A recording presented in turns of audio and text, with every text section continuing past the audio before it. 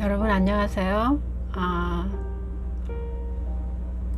그동안에 제가 건강에 대해서 계속 이야기를 나눴잖아요. 오늘은 저에 관해서 좀 이야기를 나누고 싶습니다. 여러분들이 생각하실 것 같아요. 이분은 약간 걸어다니는 종합병원 같은 그런 사람이라고. 맞아요. 제가 정말 걸어다니는 종합병원이었어요. 그런데 지금은 이제 그 운동법을 사용하면서 굉장히 건강해진 것을 느끼고 또 무엇이든지 할 수 있다라는 그런 자신감도 많이 생겼어요. 왜냐하면 건강이 안 좋으면은 어떤 일을 시작한다는 게 굉장히 어렵거든요. 근데 오늘은 저에 대해서 좀 얘기를 했으면 합니다. 도대체 어떤 사람인가 라고. 저는 25년 전에 이민을 갔습니다. 캐나다로. 그리고 지금까지 살고 있고요. 지금 잠시 한국에 방문 중에 이렇게 유튜브로 올리기 시작을 했어요. 25년 전에 이민을 가서 적응하고 언어나 문화 이런 것들을 적응하는데도 시간이 좀 걸리더라고요. 쉽지가 않았어요. 그러나 이제 세월이 흐르니까 그냥 자연스럽게 융화가 되어서 지금은 참 캐나다의 삶이 좋다라는 생각을 하게 되었고, 또 캐나다 이민 가서 집수리 하는 것을 제가 배웠어요. 그래서 집수리를 하는 것도 굉장히 어려운 일이긴 하지만 그것은 이제 땀 흘려서 일을 하고 하니까 굉장히 자신감도 생기고 또 건강에 그 냉방병이 있었는데 냉방병도 에어컨을 안 쏘이니까 문제가 없었어요. 그런 부분에 있어서. 그래서 좀 너무 힘들기는 했지만 상상을 할 수가 없었어요. 너무 힘들어서.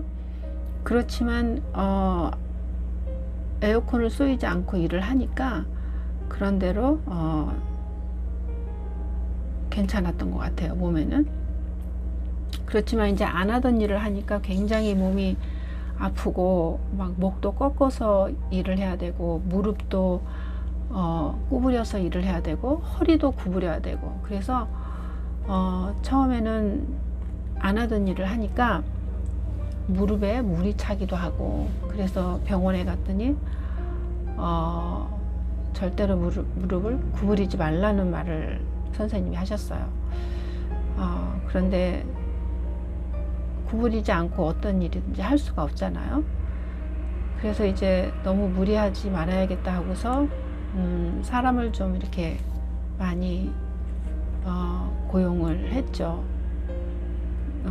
한국 사람들은 조금 함께 일해보니까 굉장히 고집이 세고 좀 힘들었어요. 그런데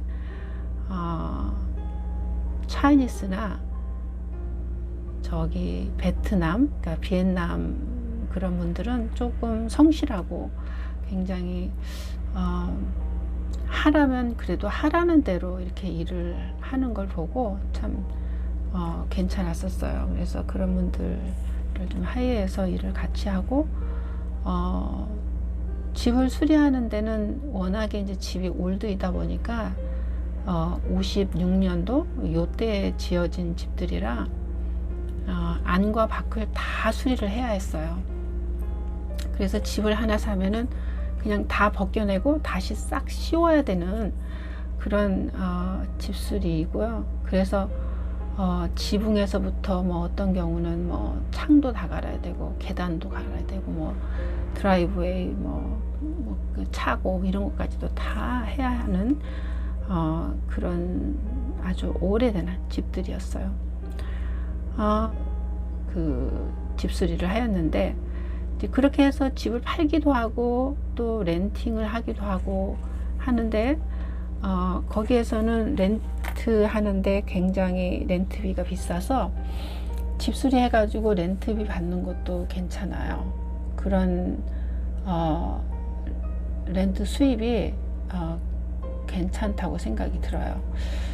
그래서 지금 집을 이제 가지고 있으면서 하나는 살면서 또 이렇게 지하나 이런 데 렌트하고, 또 하나는 그냥 다 나누어 가지고 유닛을 만들어서 렌트를 해서 그 수입으로 지금 좀 살고 있고요. 그리고 또 남편도 아들도 일을 하고 있습니다. 그런데 이제 이 렌트가 괜찮은데, 또 이렇게 지역에 따라서 어떤 곳은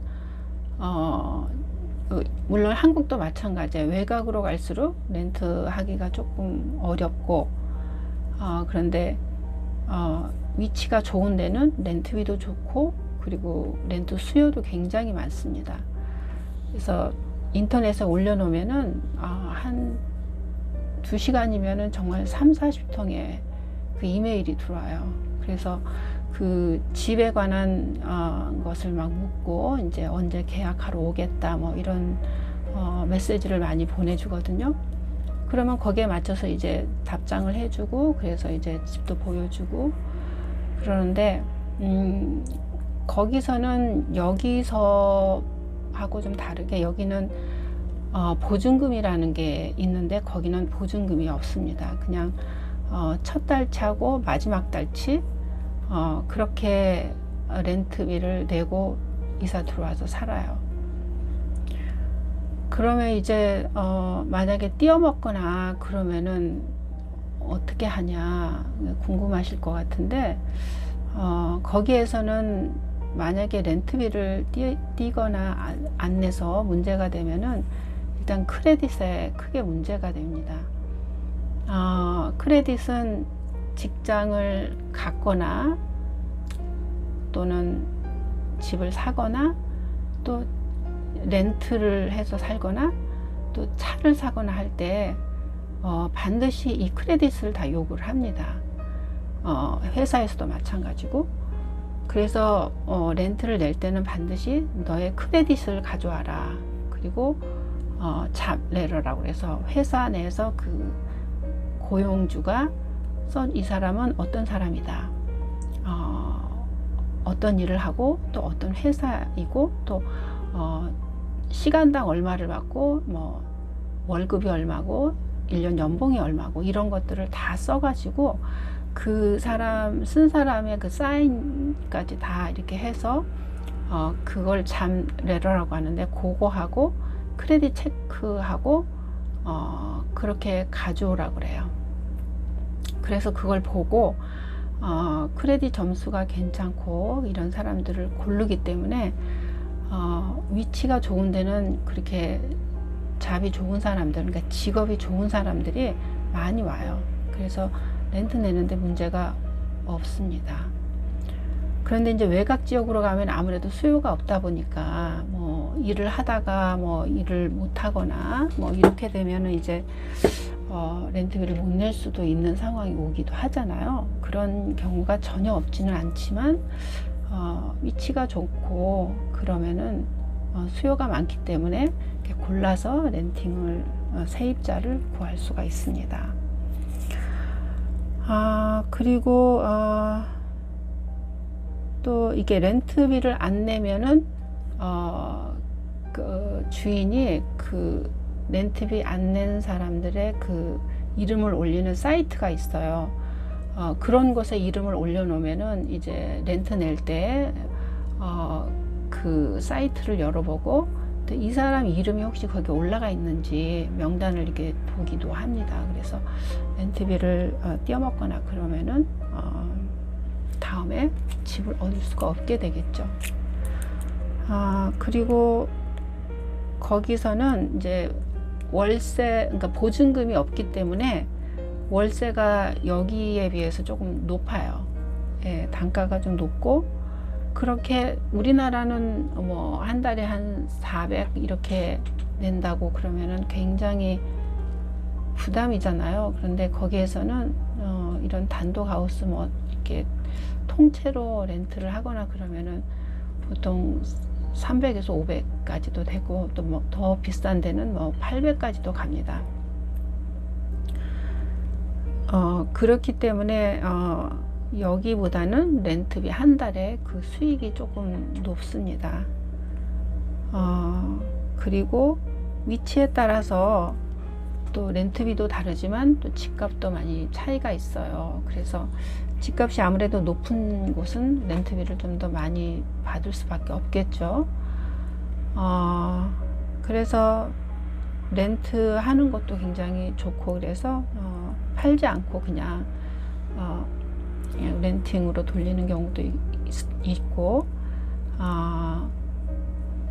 그런데 이제 렌트비만 받아서 그게 수익 창출이 되느냐, 그런 것보다도 그 집을 그냥 이렇게 가지고 있으면은 집값이 올라서 오히려 수익이 많아지잖아요.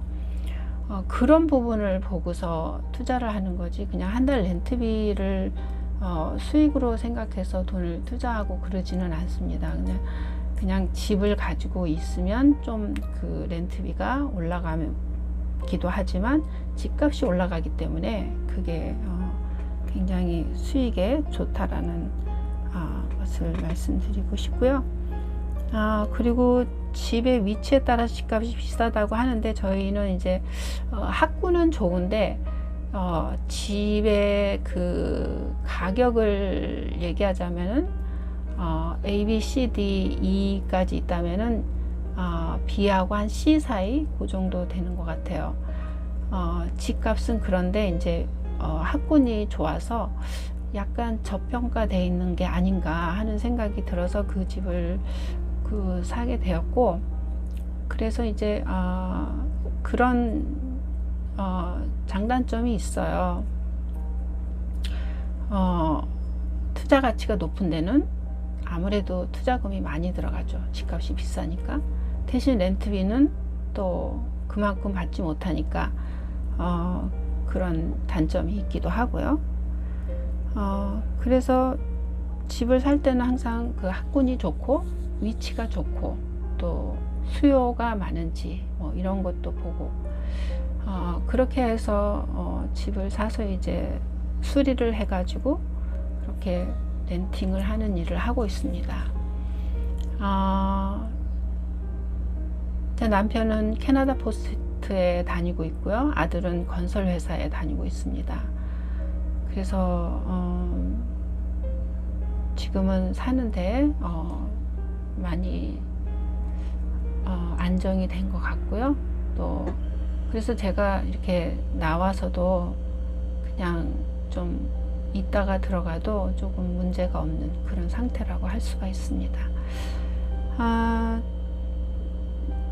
이제 그